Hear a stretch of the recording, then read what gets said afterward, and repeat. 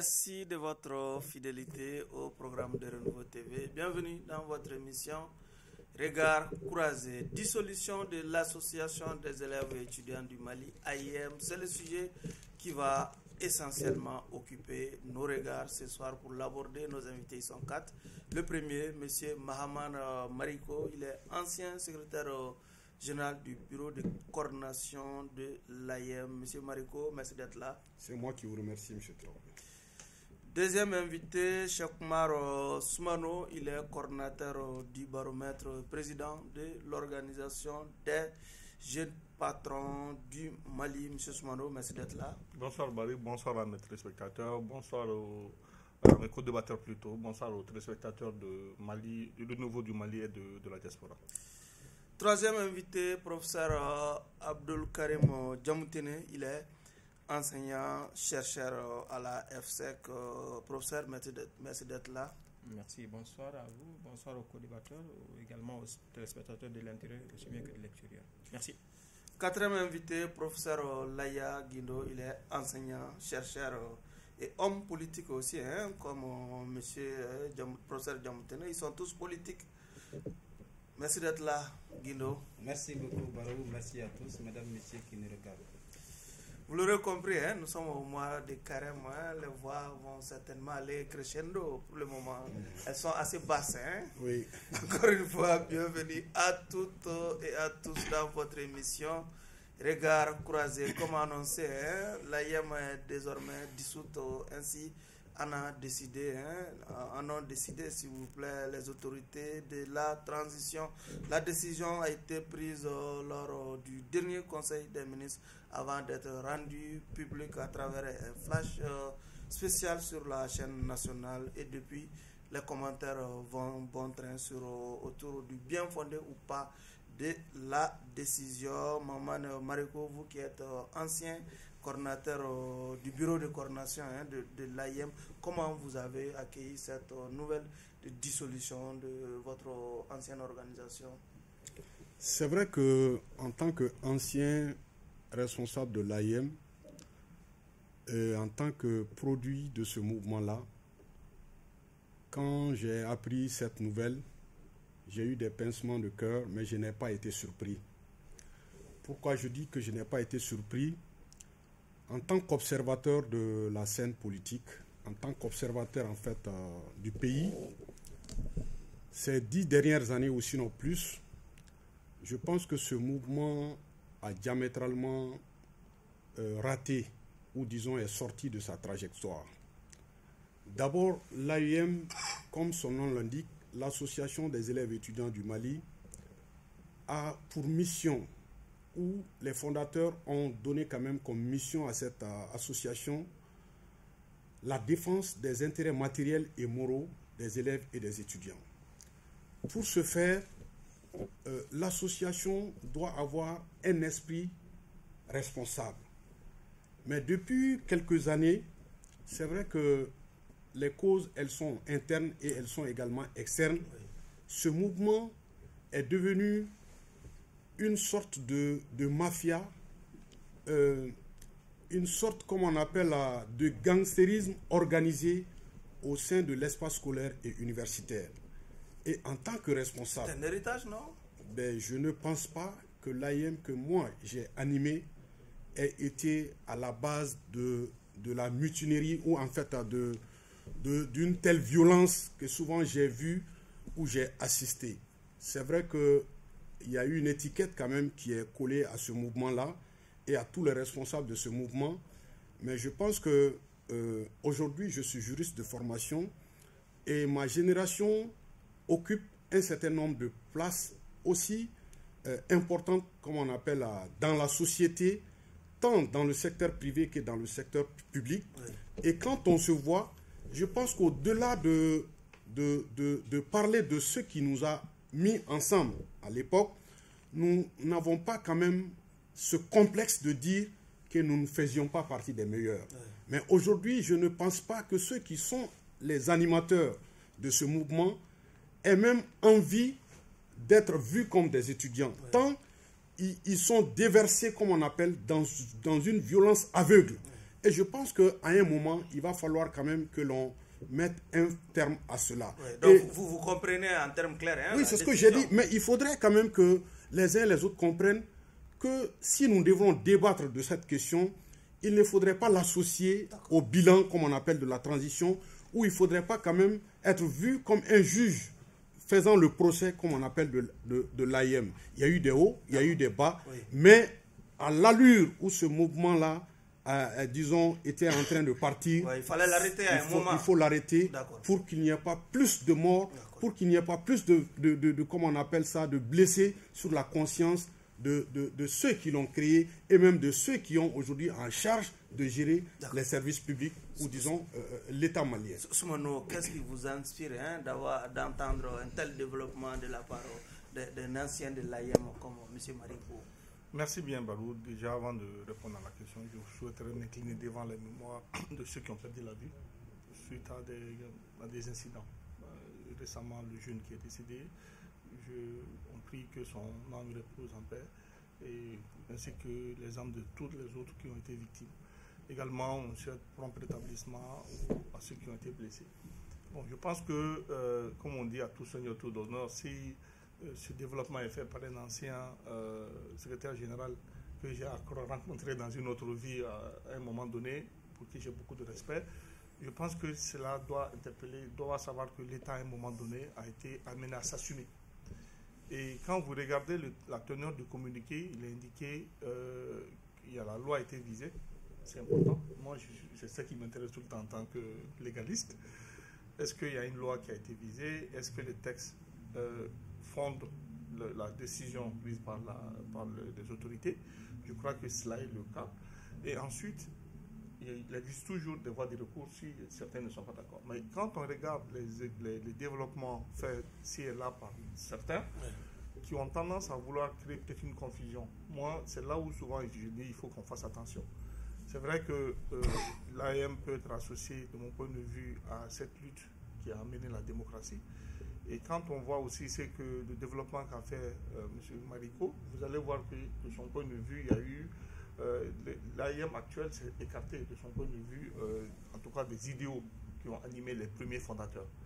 Et cela voudrait dire aujourd'hui que quelque part la décision prise par nos autorités peut s'expliquer.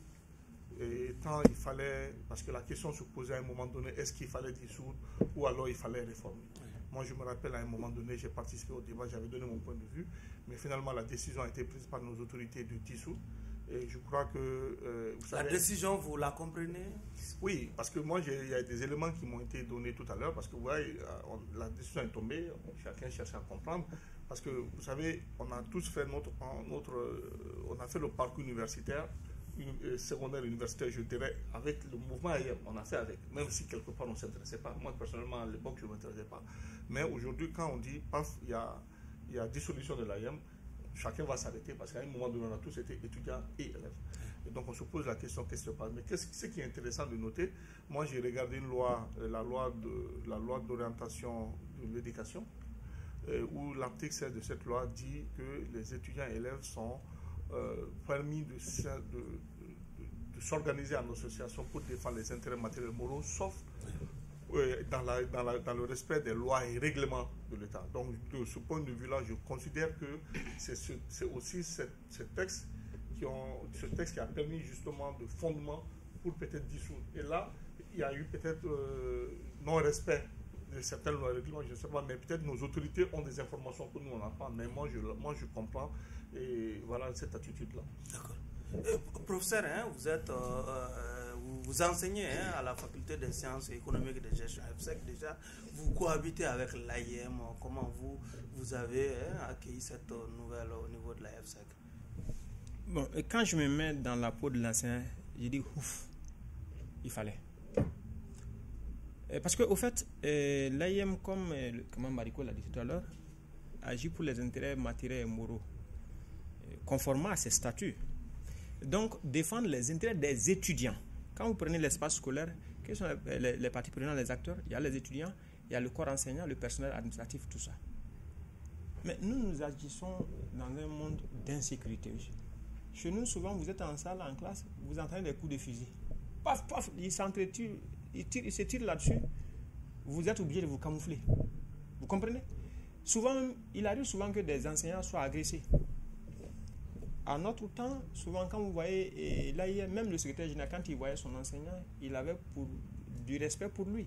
Vous comprenez? Il respectait un peu ceux-là qui leur donnaient le savoir. Mais maintenant, quand ils vous voient, ils ont la vue même que c'est vous-même qui les saluez. Même ils ont du mal à vous laisser le passage.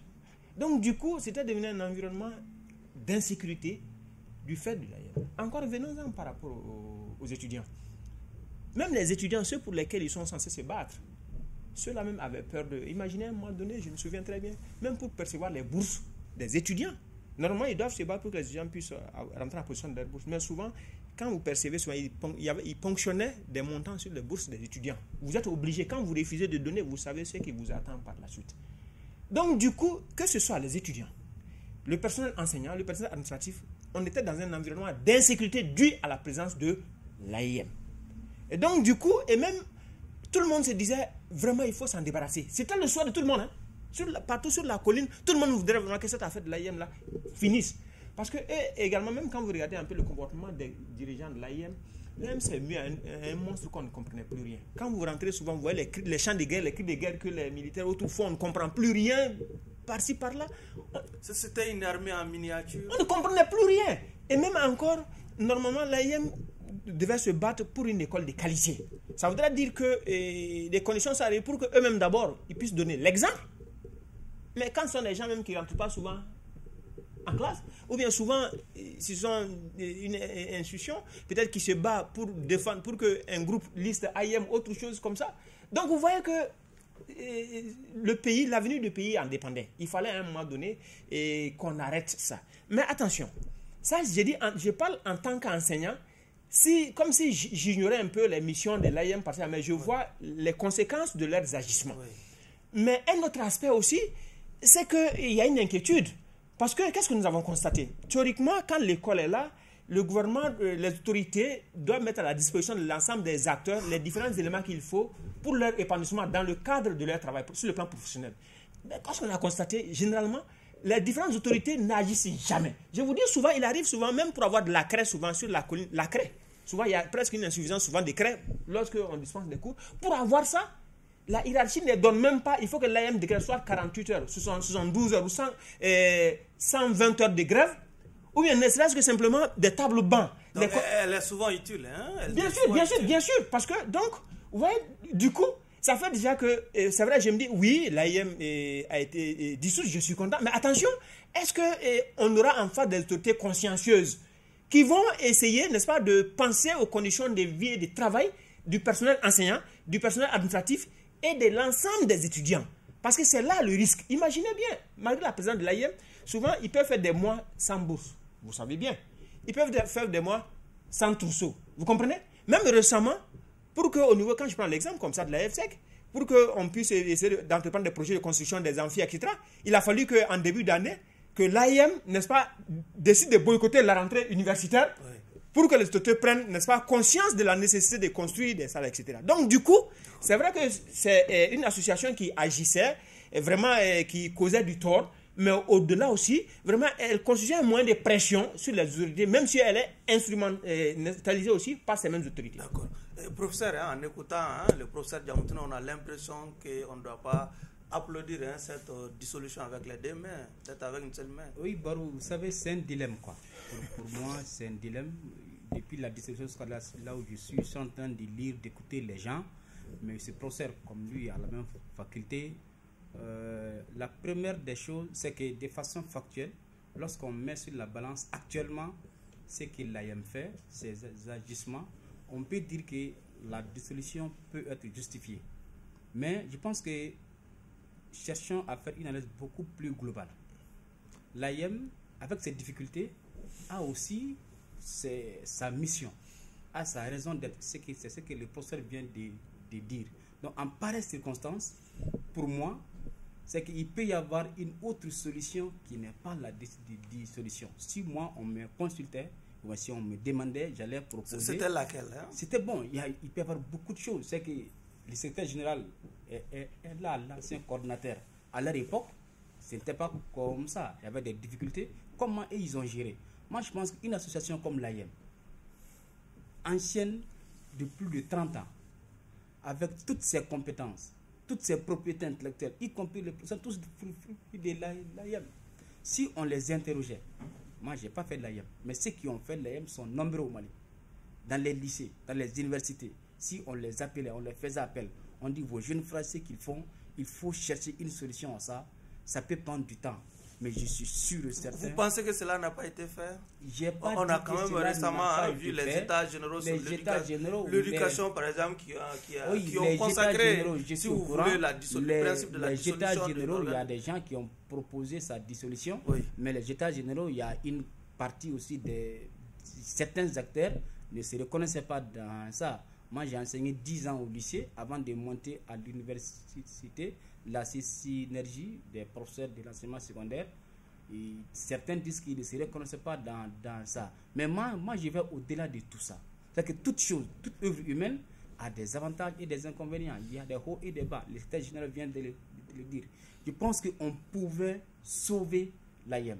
On pouvait dire, attention, ce que vous faites, ce n'est pas ça votre mission. Vous n'êtes pas là pour ça. Vous n'êtes pas là pour ça, vous êtes là pour ça. Alors, on peut mettre des garde-fous. On peut, avant, l'AIM gérait les internats, les parquets, beaucoup de choses.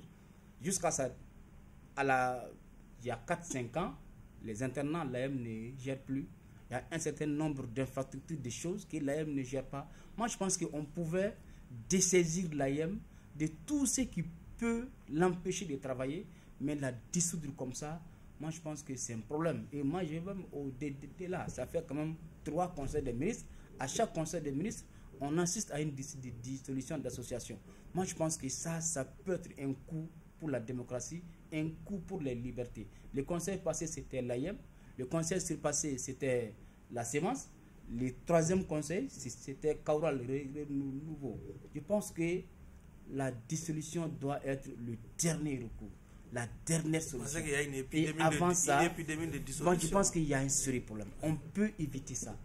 Parce que dissoudre l'AIM, dissoudre une association, ne veut pas dire que les membres n'existent plus. C'est juste une question de forme. Mais les questions de fond restent en état. Donc je pense que cherchons à trouver d'autres solutions que la dissolution. Comment, avec le temps, l'AIM a fonctionné? Les premiers acteurs, comment ils ont fonctionné? Comment ils étaient meilleurs en classe? Comment ils étaient premiers? En même temps, faire leurs tâches au niveau de l'AIM. On peut revenir à ça. Mais dissoudre tout d'un coup, je pense que ça peut ne pas résoudre les problèmes. D'accord. Monsieur Marico, je me suis amusé à lire un peu les réactions des anciens de l'AIM. Beaucoup se sont indignés de la décision, contrairement à ce que vous nous servez comme développement ce soir. Comment comprendre ce décalage entre votre analyse en tant qu'ancien et la quasi-totalité des anciens de l'AIM qui pensent qu'on est allé à l'extrême? Oui, je crois que je ne me réjouis pas d'une décision. Mais en tant que responsable, je comprends. Et vous savez, en tant que responsable, quand il y a des événements incontrôlés comme ça dans l'espace scolaire et universitaire, et l'association qui est à la base de cela, et je pense que il y a un fondement juridique à cela. L'AEM, au-delà de tout, c'est une association de droit privé. Et les agissements des responsables de cette association incombent, comme on appelle, à l'association. Surtout quand ces agissements-là sont faits dans le bénéfice, ou disons au bénéfice, comme on appelle, de l'association. Et je crois qu'aujourd'hui, on peut aussi considérer cette mesure comme une mesure conservatoire. Et il n'est nullement dit par les autorités qu'il y aura interdiction de mettre en place un regroupement des élèves et des étudiants. Mais ce qui est peut-être en train d'être mis en place ainsi, c'est de pouvoir détacher le monde scolaire et universitaire de ceux qui, comment on appelle ça, de ceux qui instrumentalisent en fait ce mouvement-là un peu de l'extérieur. Et je pense que c'est ce qui a d'ailleurs eu un impact négatif. L'État fait partie, comme on appelle, de ces acteurs-là, mais il y a aussi, comme on appelle, des acteurs qui se disent simplement anciens de l'AIM, qui s'organisent avec un réseau, pas pour permettre, comme on appelle, aux enfants ou disons aux jeunes d'aller à une formation ou à une autodétermination, comme on appelle, des fonds de leurs revendications, mais uniquement pour que cette mafia-là puisse s'enrichir ou bien puisse, comme on appelle, profiter de cette situation. Vous voyez aujourd'hui, avec la décision, la première des réactions devait venir, comme on appelle, de l'espace scolaire et universitaire. C'était aux élèves et aux étudiants de dire, cette association est notre association, elle défend nos intérêts, nous ne sommes pas d'accord. Et voilà, des réactions comme ça, on ne les voit pas. Pourquoi? Visiblement, c'est les anciens qui Ce sont sont les anciens, bon, pas seulement les anciens, mais vous voyez quand même, les réactions de condamnation viennent beaucoup plus de l'extérieur que de l'intérieur. Je pense qu'il faut chercher à savoir, est-ce que ce mouvement-là est en train de se battre pour, en fait, les intérêts des élèves et des étudiants. Si cela n'est pas, comment faire pour qu'il puisse y avoir une association digne de ce nom qui va se mettre au service des élèves et au service des étudiants, mais au service, comme on appelle, au service de l'école, au service de la qualité dans l'école. Et je pense que c'est de cela qu'il s'agit. Moi, je pense avoir, je n'aime pas être subjectif dans les débats, donner ce que je pouvais donner à ce mouvement-là. Mais je ne comprends pas que 20 ans, 30 ans, 15 ans après, que certains soient toujours attachés à ce mouvement. Je ne le comprends pas. Et ça crée plus de problèmes. Et je pense que nous sommes en train de vivre les conséquences de cette main extérieure toujours permanente, comme on appelle, dans la gestion de cette association. Et je pense que dans l'organisation, au niveau comme on appelle, des écoles, il y a des responsables de classe. Au niveau des facultés, il y a ce qu'on appelle les représentants des étudiants à l'assemblée de la faculté. Il y a d'autres associations. Maintenant, aux élèves et aux étudiants de comprendre que la voie empruntée par leur association ces dernières années leur a coûté ce que ça leur a coûté. Maintenant, comment faire pour s'organiser? Et cela, je pense que les autorités publiques seront disponibles. D'autres également seront disponibles. Mais il faut qu'on accepte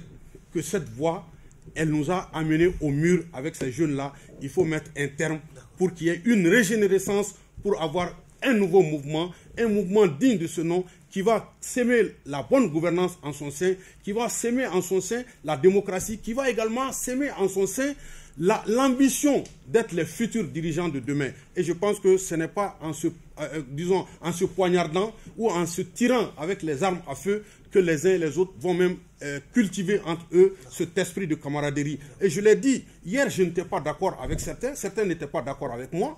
Au-delà de ces contradictions, aujourd'hui nous continuons à être des amis ou nous continuons à être des camarades politiques.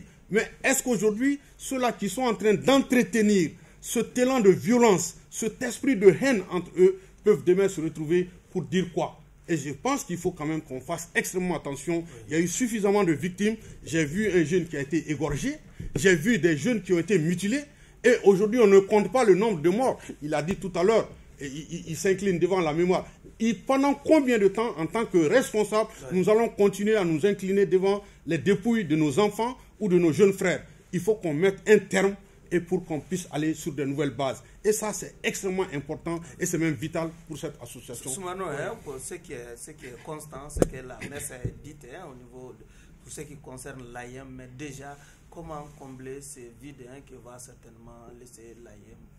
Oui, moi je pense que ces questions, de mon point de vue, les réflexions sont déjà en cours. Tant la loi que j'ai invoquée tout à l'heure, la loi de 99 signée par le président Alpha Konaré, qui porte sur la loi d'orientation de l'éducation, qui en son article 16 consacre le principe que les élèves étudiants peuvent se réunir pour défendre en association, défendre leurs intérêts matériels et moraux dans le respect des lois et des règlements de l'État. Ça c'est clair. Donc je pense que de mon point de vue, il peut y avoir, comme il a dit, une régénérescence d'une nouvelle association. Mais c'est que moi je voudrais dire. Vous savez, j'ai eu la chance d'être responsable étudiantin au Sénégal. Là-bas, on avait notre récépissé, c'était à peu près les mêmes conditions, mais un moment, on a eu du mal à pouvoir fédérer parce que les gens pensaient toujours que c'était l'étiquette de l'AIM, mais alors que ça s'appelle AMS, Association malienne des étudiants du Sénégal. Mais au-delà de ça, notre mission, c'était quoi? C'était une mission déjà, j'allais dire décentralisée, focus sur véritablement la défense des intérêts matériels et moraux des étudiants. On réfléchissait à leur insertion. on réfléchissait comment avoir un enseignement de qualité. On réfléchissait comment les amener à accéder à des bibliothèques pour avoir des livres. On réfléchissait à leurs questions de stage. On réfléchissait justement à des activités lucratives, à des activités, j'allais dire, éducatives, etc. Des sorties intercommunautaires. On se mettait justement avec les autres communautés. Ici, on prend les écoles privées également au Mali. Les BDE, vous avez vu comment c'est bien géré. Alors, dans ces BDE-là, quand on regarde l'élection justement des responsables, on n'a rien à reprocher à ce qui s'est fait ailleurs, dans des pays comme les États-Unis de la France, c'est qu'il y a des débats contradictoires qui se font, il y a une campagne qui est ouverte. On voit ça à l'école de médecine aussi. Non, oui, j'ai compris. Donc, je pense qu'aujourd'hui, il faut aller vers une mise en place d'une nouvelle AIM, il faudrait que les missions soient, de mon point de vue, décentralisées à tous les niveaux. Moi, je suis contre le fait qu'il n'y a pas de bureau de coordination. Moi, je pense que déjà, on peut enlever cette question de bureau de coordination. Parce que c'est là où il peut y avoir des antagonismes, comme de leadership. Parce que quand vous êtes à la tête d'un bureau de coordination, de mon point de vue, c'est comme si vous régnez sur un navire. Vous avez beaucoup de pouvoir. Et les confantismes peuvent être amenés justement, ça va être comme des questions politiques en fait. Donc si on fait de la décentralisation, vous avez plus le cas du bureau de l'AIM de l'école de médecine. Ce que j'ai indiqué, c'est comme ça se passe. Et généralement, ce sont les meilleurs qui peuvent briguer. Qui émergent, hein, oui. Voilà, et aujourd'hui, la plupart des anciens secrétaires généraux, ils ont maman l'a dit, ils ont beaucoup. C'est des gens qui sont bien placés. Et d'ailleurs, même, je dirais également, l'AIM en tant que tel aussi, a donné à l'État malien des ministres, des présidents de l'Assemblée nationale, etc. Donc je dis, à un moment donné, il n'y a pas que le côté négatif, il y a aussi le côté positif. Parce que c'est un spectacle d'émergence de leadership. Donc s'il faudrait aller, moi je pense que la nature a horreur du vide. Il peut y avoir très rapidement une nouvelle AIM. Une nouvelle AIM dans le sens où ça se fasse à travers la décentralisation. Que ceux qui sont à l'IPR réfléchissent sur des questions des étudiants de l'IPR, l'école de médecine pareil, l'ENI, la FSEC, la faculté de droit, et surtout qu'on travaille à ce que les volumes horaires soient respectés, qu'on puisse au moins arriver à mettre fin à des licences qui se font en 6 ans. Pour moi, aujourd'hui, c'est ça le défi en fait. Et sinon, le fait de dire qu'on interdira aux étudiants de se réunir, ça, la loi le consacre, comme je l'ai indiqué. Ça, c'est un principe qui est déjà acté. Mais seulement, il faut revoir la forme. Moi, j'avais plaidé pour une grande réforme. Et d'ailleurs, j'avais même dit à l'époque, vous savez, il y a certains responsables de l'AIM, les parents ne sont pas au courant qu'ils sont à l'AIM. Pour moi, pour éviter cela, il faudrait même instituer un système de parrainage. Certains ont parlé de performance universitaire, qu'on essaie de voir, ce sont les meilleurs qui puissent briguer certains postes. Donc moi, je pense que si on met tout ça bout à bout, on peut arriver à une AIM refondée, totalement refondée, et qui réponde aux nouvelles aspirations de mon point de vue. Alors, c'est triste qu'on puisse voir des armes soit découvertes dans le QG. Pour moi, c'est très triste. Ce n'était pas la vocation. Il a dit, quand nous, on gérait à l'époque à Dakar, ce n'était pas ça. On ne pensait pas. Moi, j'ai jamais touché une arme. Donc, pourtant, on a quand même fait de très bonnes choses pour les étudiants. Je pense que ça permet également de construire cette fibre de leadership aux étudiants. Ça leur apprend à gérer leurs problèmes. Ça leur apprend à pouvoir trouver des solutions à des problèmes auxquels ils font face. Donc, sinon, de mon point de vue, moi, je comprends la décision du gouvernement, mais je me dis aussi qu'il faudrait qu'il y ait une solution alternative qui aille dans le sens de la décentralisation et de la suppression, j'allais dire, du bureau de coordination. Professeur, tout le monde est d'accord que la nature a horreur du vide. Par voie de conséquence, il va falloir un jour doter l'espace scolaire et étudiant d'un organe représentatif. Quelle forme et quel contenu pourrait-on donner à cet organe qui va certainement naître dans les jours et mois à venir? Ok, et merci. Comme la Constitution déjà consacre la liberté, n'est-ce pas, d'association et syndicale, donc je crois que c'est la logique voudrait dire qu'au niveau après l'AIM, qu'il y ait d'autres entités. Mais si on doit pour dire qu'est-ce qu'il faut. Oui. Le problème de l'AIM, c'était quoi? L'AIM était politisé. Il y avait une forte immixtion des autorités au sein de l'AIM. Et tant que, parce que le cadre global de l'activité de l'ensemble des acteurs des parties prenantes au niveau national, qui est garant de ce cadre global, c'est l'État, ce sont les autorités politiques, publiques. Et donc, il faut que les autorités sachent se retirer du mouvement. Et reconnaître que dès lors qu'après, quand je prends moi au niveau supérieur comme ça, les étudiants, après le bac, on suppose qu'ils sont intelligents. Ils savent ce qu'ils veulent, quel est leur intérêt. Et donc, du coup, on leur laisse la possibilité de s'organiser. Parce que quand on a constaté, ces mêmes autorités, souvent, avant qu'elles ne viennent souvent, veulent souvent mettre fin à l'AM. Et quand elles viennent, elles trouvent que l'AM devient un instrument entre leurs mains pour des visées souvent électoralistes ou d'autres choses. Mais quand on veut remplir le CICB, c'est seulement qu'on claque le doigt à un responsable de l'AIM, des cars viennent s'arrêter, on met les étudiants dedans, on remplit la salle. Donc, du coup, et quand on est contre vous pour faire chanter un ministre ou bien un recteur, etc., il suffit seulement qu'on appelle le secrétaire général de l'AIM, on s'entend, et donc on vous crée des problèmes, vous ne pouvez même pas. Donc du coup, il faut dépolitiser l'AIM. Donc que les autorités acceptent ça. Et aussi, il faut casser le monopole de l'AIM. C'est-à-dire qu'une seule association au sein de l'espace universitaire, il faut arrêter. Il faut qu'il y ait une pluralité de mouvements. Et que l'adhésion soit libre et volontaire. Et donc, sur la base, n'est-ce pas, de l'engagement des différents responsables, vous allez voir, il y a un ou deux mouvements qui vont prendre l'ascendant. Et donc, je crois, de mon point de vue, cela faciliterait, n'est-ce pas, la défense des intérêts des élèves et étudiants à ces différents niveaux-là. Et donc, pour moi, c'est un peu ça, dépolitiser et la volonté que les autorités politiques refusent d'utiliser l'AIM comme un instrument, mais essayer de la pluralité, comment je pourrais dire ça, et le multipartisme, multisyndicalisme, n'est-ce pas, instaurer le multisyndicalisme au niveau de l'espace universitaire, au niveau de l'AIM, ça pourra réduire. Sinon, ce que vous dites, il est facile d'écrire dans les textes pour dire c'est beau, c'est noir, etc. Mais dans les faits, c'est pas ça. Il faut laisser les gens, avec l'environnement eux-mêmes, le contexte, les obliger à s'organiser. Okay. On est en phase de proposition pour combler ce vide que va certainement laisser l'AIM. Oui, Barou, c'est un peu ça. C'est qu'à mon humble avis, il était beaucoup plus facile de corriger les erreurs. Il est beaucoup plus facile de reformuler l'existant que d'en créer une nouvelle chose. C'était ça mon inquiétude. Et bon, malheureusement, on ne peut que prendre acte parce que c'est une décision réglementaire. L'État a pris la décision. Alors, aujourd'hui, à écouter les anciens responsables de l'AIM, les cadres de ces pays, il y a beaucoup de solutions. Et c'est pour cela que j'ai dit, il y avait des solutions et on pouvait éviter la dissolution. Une fois qu'on a dit cela. Une fois, oui. Voilà. Maintenant, en termes de perspective, je pense que les solutions qui ont été proposées par rapport à la question de l'AIM, vous savez que lorsqu'on observe, lorsqu'on regarde, lorsqu'on va au fond des éléments qui ont conduit à sa dissolution, c'est que même s'il y a une autre organisation, lorsque ces causes ne sont pas traitées, je pense que le problème va demeurer entier.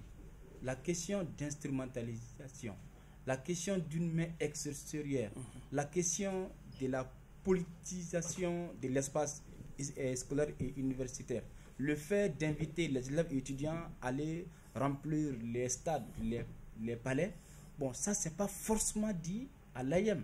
C'est pas seulement la faute de l'AIM. Et ça, même après sa dissolution, il n'est pas résolu. Donc, il est beaucoup plus facile de s'attaquer à ces causes qui sont connues. Parce que quelque chose qui est connu, un problème qui est diagnostiqué, il est beaucoup plus facile de trouver la solution. Alors, l'État, les autorités doivent s'attaquer à ces problèmes et résoudre ça d'abord avant d'envisager tout ce qu'on peut imaginer comme mesures alternatives. Et ce qui est vrai, c'est que la nature a besoin a ouvert du vide. Et autre problème, c'est que dissoudre l'AIM ou bien une association de façon réglementaire n'est pas dit que le mouvement n'est pas là. Moi, je n'ai jamais fait l'AIM, mais nos aînés, nos frères qui ont fait l'AIM, c'est qu'à sa création, en 91-92, l'AIM a existé avant ça. L'AIM existait. L'AIM n'était pas reconnu, mais a toujours défendu. Lorsqu'on faisait le coup d'État en mars 91, oui. L'AIM n'était pas créée, mais elle a contribué. Donc je pense que ça c'est la forme. Dans le fond, c'est beaucoup plus difficile. Et c'est ça, il faut s'attaquer à un bref délai pour que l'espace scolaire et universitaire soit assaini et qu'on trouve désormais des responsables scolaires qui vont véritablement défendre l'intérêt des élèves étudiants du du Mali.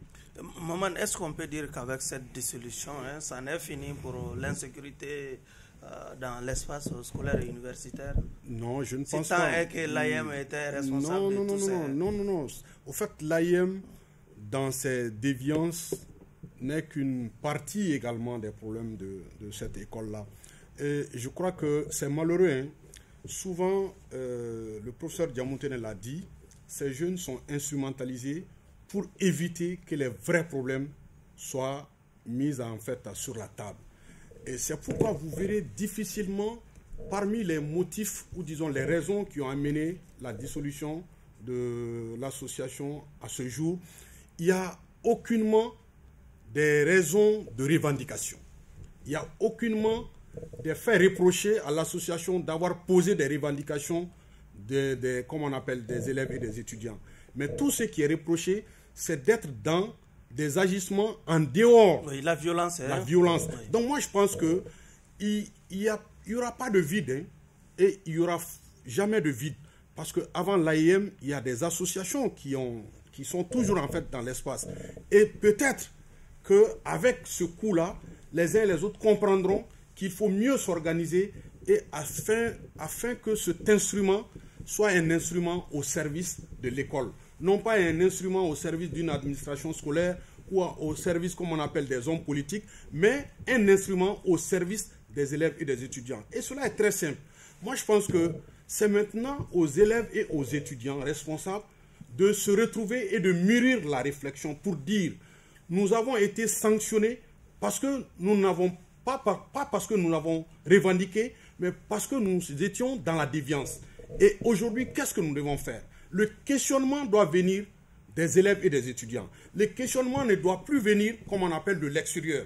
Parce que quand on prend l'historique même de la création de l'AIM, il y a une partie, comme on appelle, de l'accompagnement de certains acteurs politiques à aider, comme on appelle, des anciens de l'INEM à pouvoir s'organiser. Je ne condamne pas cela. Mais ceux-ci ont fait ce qu'ils devraient faire. Mais aujourd'hui, l'AIM ou la Confédération des élèves et des étudiants, peu importe la dénomination qui sera donnée à la structure, doit être une réflexion venue ou disons faite par les élèves et les étudiants. Et en ce moment, que ce soit l'administration scolaire, que ce soit les autorités politiques, que ce soit les bonnes personnes qui pourront les accompagner par des idées, tout cela viendront après que ceux-ci même aient compris que c'est à eux de prendre le taureau par les cornes. Et je pense que j'ai assisté à quelques regroupements ou disons du congrès de l'association des élèves étudiants. Il y avait des impositions. La volonté extérieure disait c'est Cheikh Oumar qui va être, Soumano qui va être le secrétaire général. Oui. Et cela était une forme, comme on appelle, de frustration pour en fait le côté de Barou ou de Maman ou d'autres à pouvoir s'opposer à cela. Tout ceci ont constitué, comme on appelle, des formes de violence entre les jeunes. Je pense qu'aujourd'hui, aux jeunes, parce qu'on ne peut pas être à l'université et ne pas être capable de donner une orientation à sa vie ou ne pas pouvoir donner une orientation, comme on appelle, aux revendications avec ses camarades. Donc, je pense que les jeunes ont tout le terrain devant eux, ont toute la responsabilité devant eux de sortir les autres de leur situation et de se mettre ensemble, que ce soit avec les associations existantes, que ce soit avec les représentants à l'Assemblée de la faculté, que ce soit avec les responsables des classes, parce qu'il y a des responsables de chaque classe, que ce soit au niveau universitaire ou au niveau, comme on appelle, secondaire. Ils peuvent se mettre ensemble et réfléchir. Donc moi, je pense que c'est une mesure conservatoire pour permettre à ceux que les uns et les autres comprennent qu'il y a eu trop de victimes. Et on ne peut pas, en tant que responsable, cautionner qu'il y ait autant de victimes pour dire l'association a une vie historique. C'est vrai, elle a une vie historique. Et ces nombreuses victimes qui sont en train d'être comptées du bout des doigts à cause de cette association, il ne faudrait pas que nous continuions également à les avoir sur nos consciences. Parce que nous sommes également aujourd'hui chefs de famille. Nous devrons être préoccupés par, comme on appelle, l'avenir de ceux-là ou les préoccupations des parents également de ces enfants-là qui sont des victimes innocentes, comme on appelle, du système scolaire de notre pays. Soumano, l'AYAM, c'est cette association qui a en tout cas régné sur l'espace scolaire pendant plus d'une trentaine d'années déjà. Comment vous voyez déjà cet espace sans l'AYAM dans les jours à venir? Bon, je pense qu'on a répondu en disant que la nature a horreur du vide, qu'il y aura certainement l'émergence d'initiatives, hein, parce que déjà lui il a prôné qui est la liberté d'association, multiplicité d'associations au sein de sa université. Mais ce qu'il faut noter, vous savez, depuis au départ, l'AYM avec 91, formant 91 avec Dr Marico, elle a été associée à la gestion, elle était dans le CTSP. Et donc cette force qu'elle a eue a permis de pouvoir être pratiquement, de régner en monopole. Mais il faut noter également, à un moment donné, il y avait plein d'élèves et étudiants aussi qui ne s'intéressaient pas à la vie de l'AYM. Parce que, en fait, pour eux, je n'ai pas envie d'avoir de problème, je ne veux pas m'intéresser à ça. Et comme je vous ai dit, moi, je m'en rappelle quand j'avais eu la chance d'être président des étudiants stagiaires Mali au Sénégal. Et quand on faisait des campagnes de sensibilisation pour que les uns et les autres viennent à nos réunions, ils nous voient toujours comme étant derrière. On dit, nous, nos parents, on paye nos études, on ne veut vraiment pas avoir de soucis. Donc, il y a vraiment ce cliché qui existait. Et donc, les parents, beaucoup de parents déconseillaient aux enfants de pouvoir collaborer dans quelque nature que ce soit avec l'AYAM. Et donc, je pense que l'AYAM a eu du mal à pouvoir se défaire ce cliché. Malheureusement, cela a été confirmé par des faits de violence qui ont été à récurrence, qui sont intervenus à récurrence. Et quand il y a eu cette décision qui tombe maintenant, je pense que ça va permettre de pouvoir s'arrêter, d'évaluer et de faire des propositions. Vous savez, aujourd'hui, pour qu'il y ait instrumentalisation et que les politiques puissent profiter de l'AYAM, c'est parce que, encore une fois, le secrétaire général de l'AYAM, bureau de coordination, il est super puissant. Il a tout un monde derrière lui. Donc, quand le manipulant, on peut véritablement manipuler l'espace universitaire. Et d'ailleurs, quand on discute avec certains, ils vont dire qu'ils ont fait partie du Premier ministre. Inoussou Maïga et Ablaye Sekousso. Imaginez, quand une association à ce niveau parvient à faire partie du Premier ministre, ça veut dire que l'association elle est très puissante. Et donc maintenant, ça c'était dans les années 92, on est maintenant en 2024, 32 ans plus tard. Et ce qui n'a pas été fait en 32 ans, c'est ce qu'on voit. Il y a ce qu'on appelle au niveau du renouvellement, il a dit, il y a peut-être le côté frustration qui amène les certains à pouvoir se munir des armes pour pouvoir carrément ôter la vie à d'autres. Et donc quand on arrive à cela, et peut-être d'autres éléments que nous on n'a pas, que les autorités ont certainement amené nos autorités à prendre la décision de dissoudre. Mais cela ne veut pas dire qu'il n'y aura pas d'AYAM ou il n'y aura pas une autre forme d'association. Parce que je vous ai dit, il a parlé du cas de la Constitution. Mais moi, j'ai envie de comprendre c'est à quoi va ressembler l'espace avant même la naissance de cette future association. Il y a déjà des comment on appelle, des bureaux électriques, les responsables Est-ce qu'il y aura par exemple des autorités transitoires? Non, moi je te conseillerais ça parce que ça, en ce moment, on va se mettre dans la peau des politiques. Mais déjà, il y a des responsables de classe. La première solution, c'est que les responsables de classe se mettent ensemble. Par exemple, dans chaque classe, vous avez un responsable qui il est aussi nommé, élu de façon majoritaire. Je pense qu'il est. Donc, eux, ils peuvent défendre déjà les intérêts au niveau j'allais dire, de la classe. Voilà, de la classe, quoi. Donc, ça, pour le moment, il peut avoir cette transition. Maintenant, quand il faut aller à une nouvelle à la mise en place d'une nouvelle association, moi, je crois que la priorité doit être donnée maintenant à se consacrer sur la décentralisation. Moi, je ne voudrais vraiment, je ne souhaiterais pas, ou je l'ai déconseillé en tout cas, que l'AYAM, sous la forme de bureau de coordination, puisse exister. Il faudrait laisser le soin à chacun, à son niveau, de créer son organisation et de défendre les intérêts des étudiants de cette université. Professeur, vous qui vivez au quotidien les faits et gestes de l'AYAM, avec cette dissolution, on peut dire que c'est fini pour l'insécurité dans l'espace scolaire et universitaire? Moi, je dirais à 90%, hein, parce que si je prends mon espace en haut, au niveau de la faculté, les facteurs de cette stabilité, à 90%, c'est ça. Les différentes violences auxquelles on fait face, un peu les soulèvements des étudiants par-ci, par-là, même souvent des écoles qui se tirent là-dessus, ça va diminuer. Et vous avez parlé des responsables des classes. Je vais vous dire une chose, hein, peut-être que vous serez surpris. Les responsables des classes sont imposés par l'AYAM. Ils ont les votes là, les choix non, ils viennent, ils disent bon, on vous impose dans telle classe. Tous les responsables comme ça, c'est comme ça désormais. Cette l'AYAM avait monopolisé à tous les niveaux. Même quand il y avait une petite opportunité qui venait, il choisissait quelqu'un, même si c'était un club, etc. Lui, c'est le candidat de l'AYAM. Est-ce que vous avez le culot de vous opposer? Vous savez ce qui vous attend peut-être au tournoi, etc. Donc, c'était une entreprise de violence, quoi, en un mot. Et puis, pourquoi j'ai dit encore, regardez, en son temps, il faut que les autorités comprennent. Tout dépend de l'autorité. Quand là, il y avait la violence au niveau de l'espace universitaire, et que peut-être le doyen peut-être appelait soit le commissariat, tout juste contribué, non loin, mais ils avaient une complicité là-bas. Avant que les policiers ne viennent, on trouve des gens qui les informent. Quand ils descendent, c'est en ce moment les véhicules de la police viennent pour patrouiller. En ce moment, ils sont déjà partis. Ils ont déjà frappé, etc. Et donc, vous qui êtes victime déjà, c'est à votre risque et péril. Maintenant, j'ai peur. Oui. J'ai peur après. Encore, hein? Non, pas en termes de violence, mais l'après, comme je dis, souvent, nous, le minimum de conditions qu'il faut pour que ces étudiants souvent étudient, pour que le personnel enseignant puisse être dans des conditions de travail, souvent on se mettait derrière l'AIM.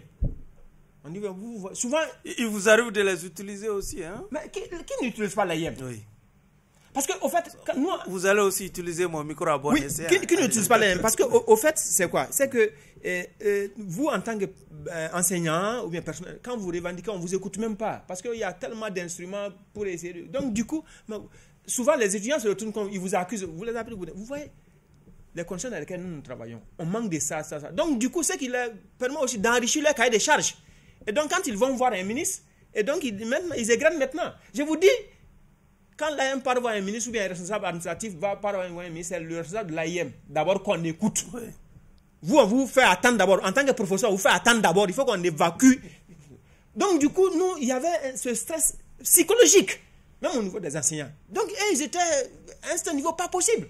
Donc, du coup, vous voyez, ma crainte, c'est-à-dire que je me réjouis parce que la violence va diminuer. Oui. Mais est-ce qu'en face, on aura des autorités conscientes? Si on n'a pas des autorités conscientes, on n'a pas de beaux jours pour nous dans le cadre scolaire. Parce que quand vous imaginez absence d'amphi, quelqu'un a dit quand vous prenez une faculté comme la FCF où il y a plus de 50 000 étudiants, vous avez fait allusion tout de suite que oui, il faut la licence qui devait se faire en 3 ans, qu'on l'a fait en 6 ans, c'est tout à fait normal quand il n'y a pas de classe.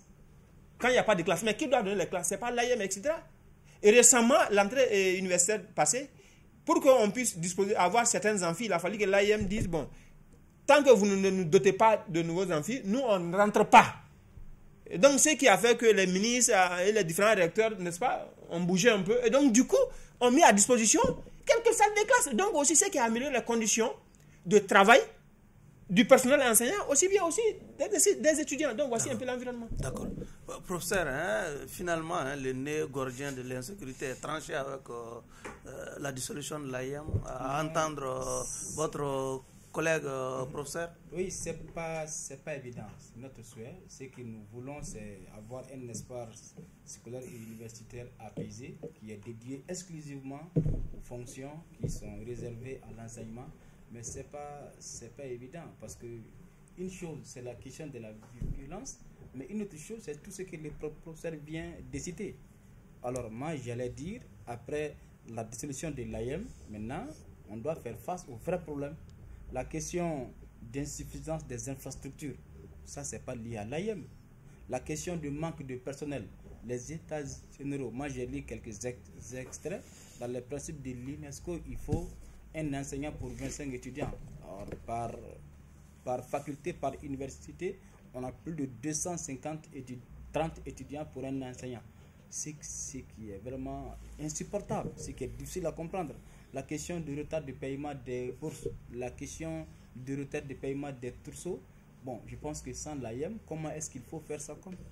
Il faut gérer la question de centralisation des étudiants à Bamako, parce que actuellement, à part Ségou et hyper de Katibougou, il n'y a pas d'université publique dans les régions. Bon, Sikasso, c'est en phase embryonnaire. Les autres, Gao, Tombouctou, Bandiagara, Kaï, c'est un projet. Il y a de façon concrète, on n'a absolument rien.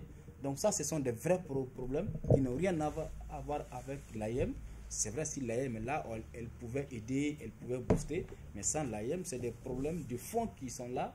Et bon, je ne pense pas que sans l'AIM et le départ de l'AIM pouvait résoudre quelque chose d'autre. Mais la question d'entassement des promotions, 6 promotions, mais mon Dieu, dans certains pays, la licence c'est 6 semestres. Il y a même des États où, au lieu de faire 6 mois pour un semestre, ils font 4 mois. Donc en 2 ans, vous avez votre licence. Or, votre camarade au Mali, il a 6 ans pour avoir sa licence. Ça, c'est pas la faute. Oui, mais qu'est-ce que l'AIM a fait pour oui, bon. parvenir à bout de cette situation? En tout cas, oui. Après la discussion de l'AIM, ce sont des vrais problèmes auxquels les acteurs, y compris l'autorité, doivent y faire face. Donc je ne pense pas que le problème... Je pense que le problème ne fait que commencer. D'accord. Un dernier tour de table. Oui, je crois que, Sidibé, vous avez touché l'essence, le cœur même du problème. C'est qu'aujourd'hui, peu importe la dénomination de l'association qui va être mise en place au nom des élèves et des étudiants, leur préoccupation doit être de prendre à bras le corps les problèmes au niveau de l'espace scolaire et universitaire. Il s'agit de cela. Je ne vais pas revenir sur tout ce que les uns et les autres ont dit. Même aujourd'hui, par rapport à l'école fondamentale, vous verrez que parfois, il y a des enseignants, des collectivités qui sont en grève pour des raisons de non-paiement de leur salaire, pendant qu'ailleurs, les autres sont en train d'étudier. Ça, ce sont des préoccupations à prendre en compte. Aujourd'hui, nous sommes tombés dans le système LMD. Vous verrez aujourd'hui des enfants qui ont la licence, mais pour être inscrits en master, les frais d'inscription sont vraiment aussi exagérés. Voilà des préoccupations qui doivent être prises en compte. Moi, je pense que tant que les problèmes vont sévir au sein de l'espace scolaire et universitaire, il ne manquera pas des esprits éclairés, pourvu que ces esprits-là fassent des préoccupations leur enjeu majeur, ou disons le leitmotiv, comme on appelle, de leur combat. Se détacher de la classe politique, se détacher de la manipulation de l'administration, se détacher, comme on appelle, de la manipulation du gouvernement, mais faire, comme on appelle, de leur avenir, leur socle vraiment du combat, de leur 10 secondes. Oui, donc moi je pense que, encore je réitère, je souhaiterais qu'il y ait une nouvelle forme d'association décentralisée, focus sur les vrais intérêts des étudiants, notamment réduire au maximum les 6 ans, les licences de 6 ans à 3 ans, même à 2 ans et demi.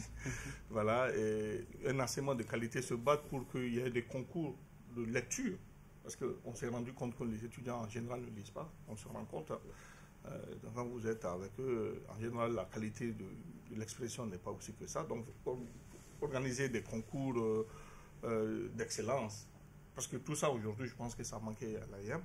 Également, je dirais se préoccuper sur la question d'insertion, faire de telle sorte que le monde universitaire soit le plus proche du monde des entreprises. D'accord. Voilà, et puis je pense qu'il y a une des activités en date que j'ai beaucoup saluées où le ministre de l'Emploi s'est déplacé avec son collègue de l'enseignement supérieur pour rencontrer justement les étudiants de l'AFSEC. Donc ça, c'est des choses à encourager. Ça devait venir normalement de mon point de vue de l'AIM si véritablement elle était restée dans son Professeur Djamtene.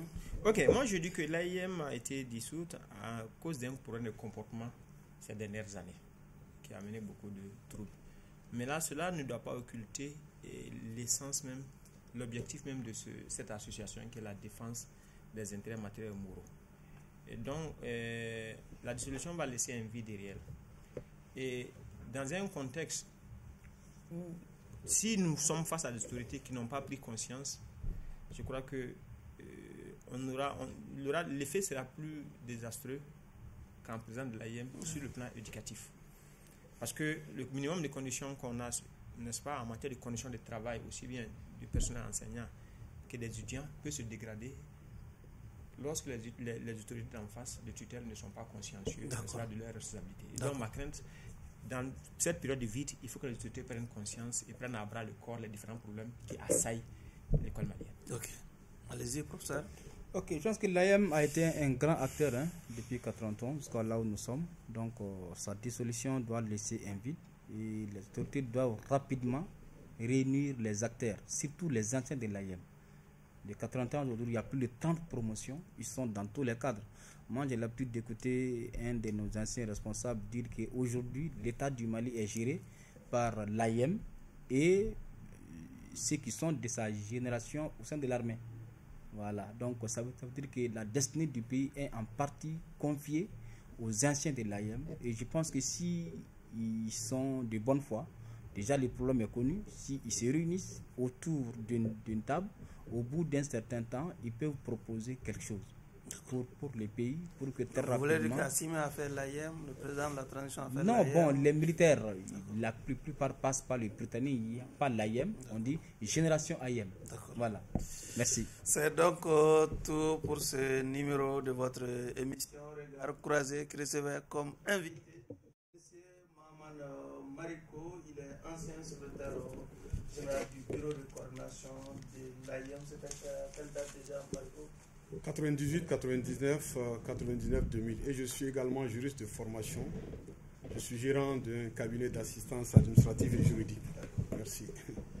Notre invité était également M. professeur Laya Guilo, enseignant-chercheur, professeur Abdul Karim Djamoutene, enseignant-chercheur, tous politiques, hein, ils sont tous responsables politiques.